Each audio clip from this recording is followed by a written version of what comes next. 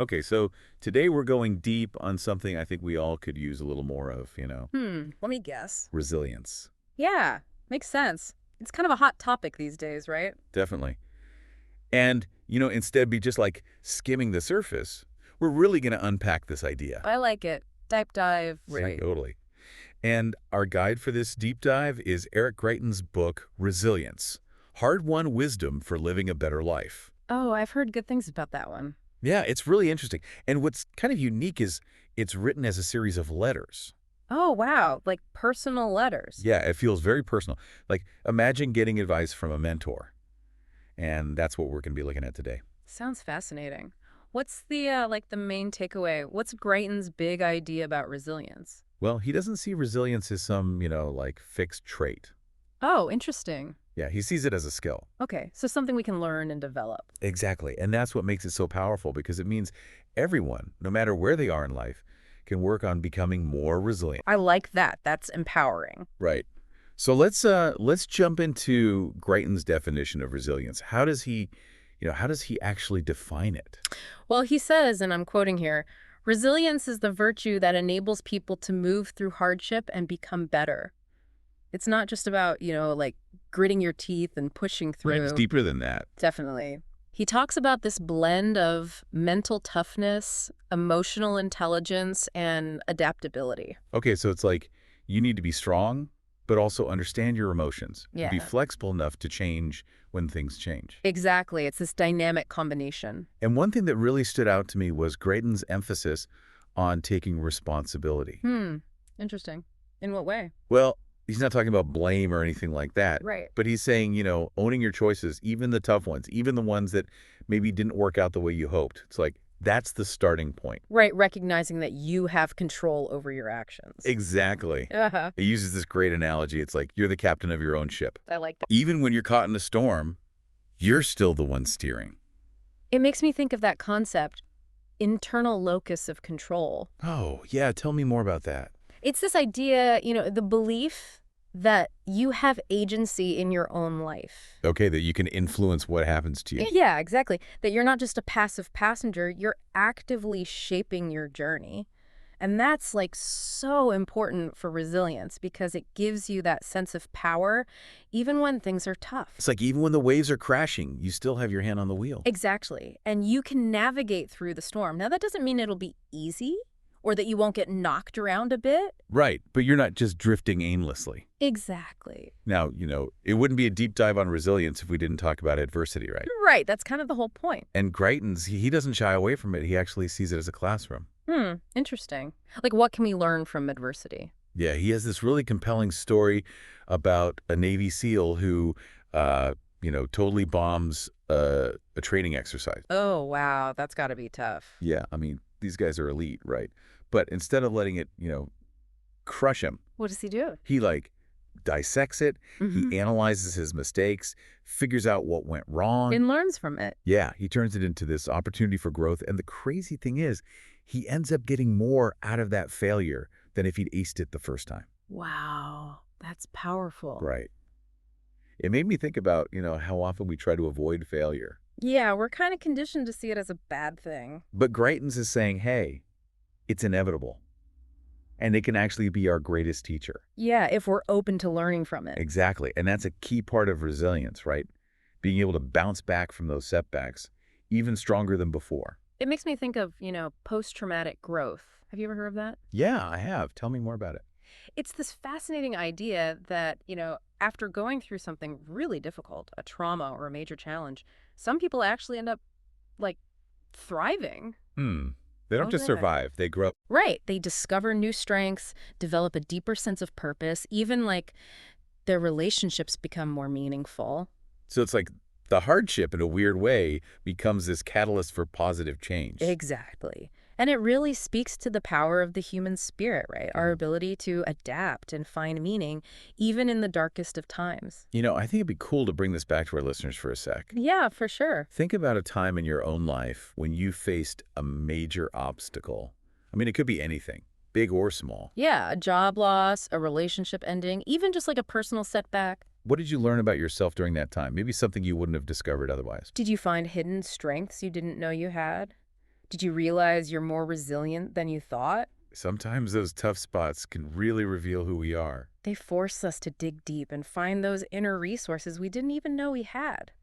And that's where resilience starts. Now, Greitens doesn't just focus on individual strength. He also talks about the importance of, having a supportive network. Yeah. Oh, yeah, community is key, right? Totally.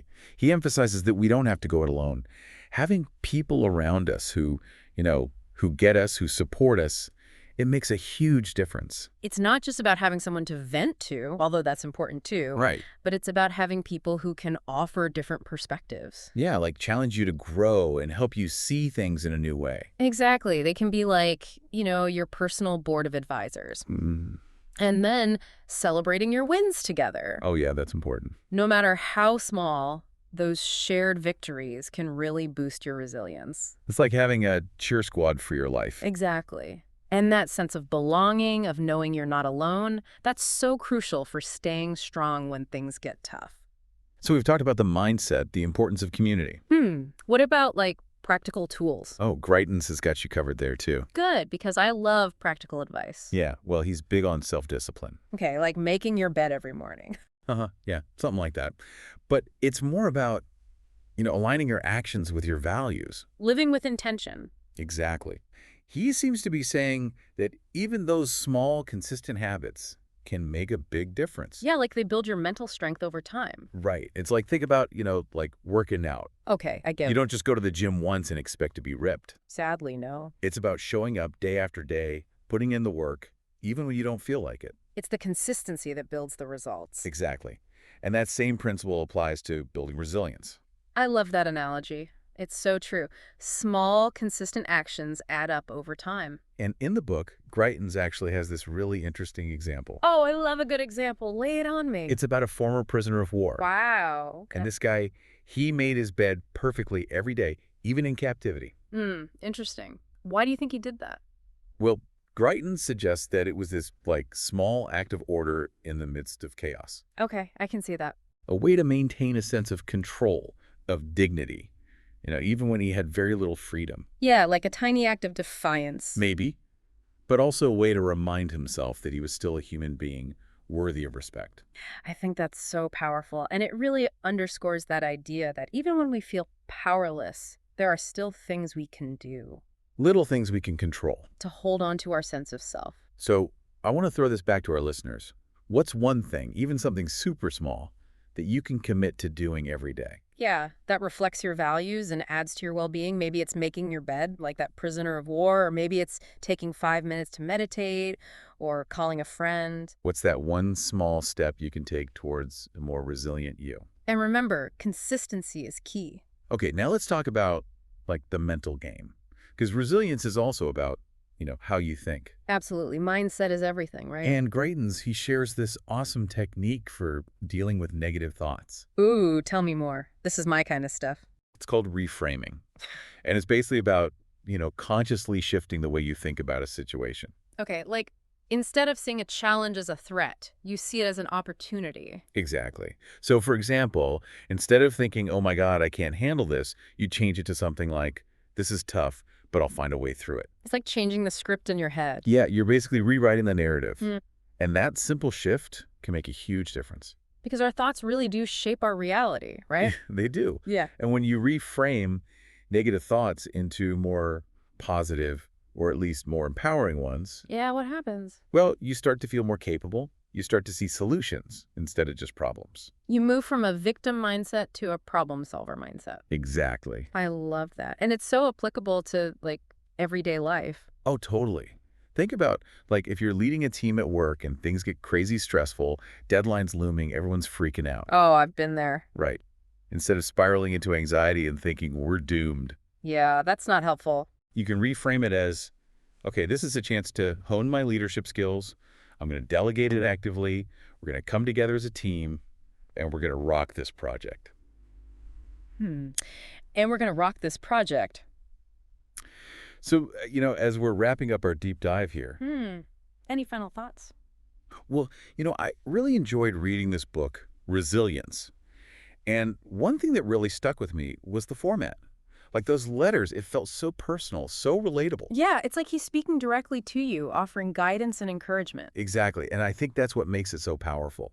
Because Right. it's not just theory, it's actionable advice, real-world strategies for building a more resilient life. And it reminds us that resilience is a journey, not a destination. Right. It's an ongoing process of growth and learning. And we're not alone on that path. There are so many resources, so many people who've been through tough times and come out stronger. And they're sharing their wisdom, their insights, so we can learn from them. And build our own resilience muscles. So as we leave our listeners today, I want to leave them with this question.